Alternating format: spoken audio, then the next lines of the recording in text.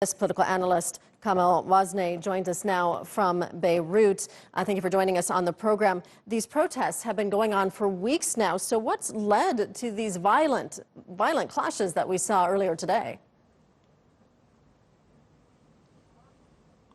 Well, basically, there's a lot of tension between the political parties in Lebanon, where it started a simple revolution to fight corruption. It ended up divided the country into the political established group, and it seemed that yesterday was a difficult day for the country. It seemed that somebody has cursed the spiritual leader of Hezbollah. Those didn't take it very well.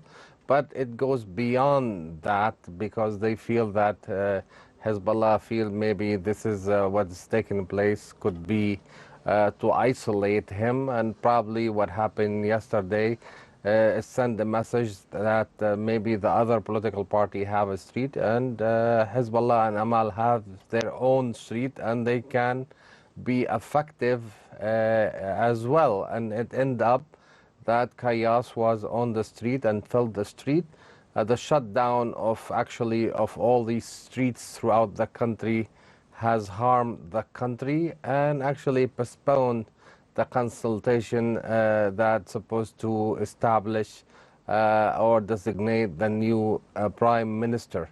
There's a lot of pressure on Hezbollah. We have seen that member of the Congress, they sent letter to the Security Council. They wanted to implement 1701, probably what they are calling maybe some measurement to be more forceful for disarming Hezbollah in the south.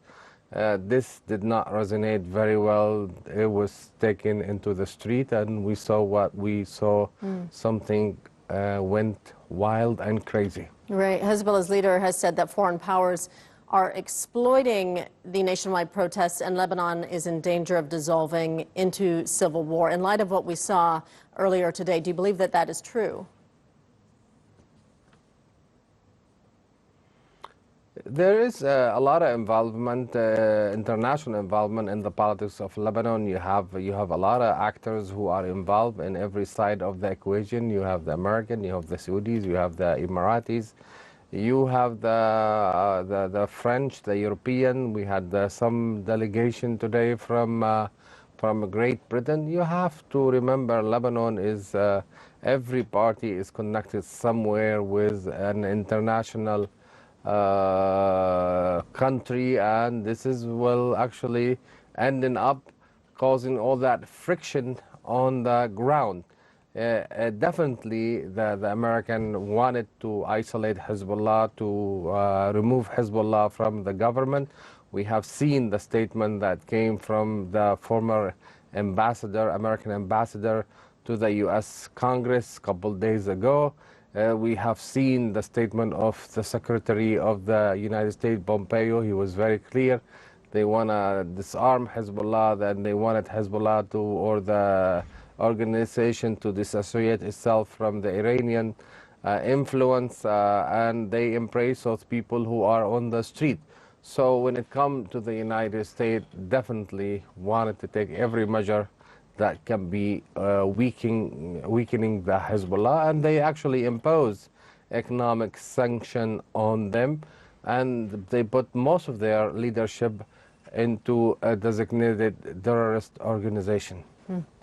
These protests originally began over proposed new taxes, but they've evolved since they began last month. What are protesters demanding now?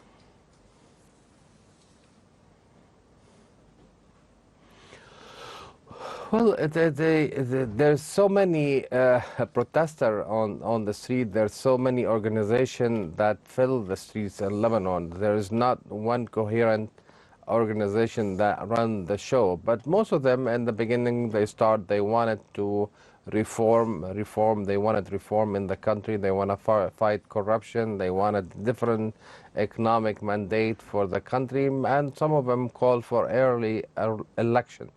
And the early election is very difficult because it changed the balance of power in Lebanon, and it probably will take the majority away of what we see or Hezbollah see their dominant power is controlled by the majority.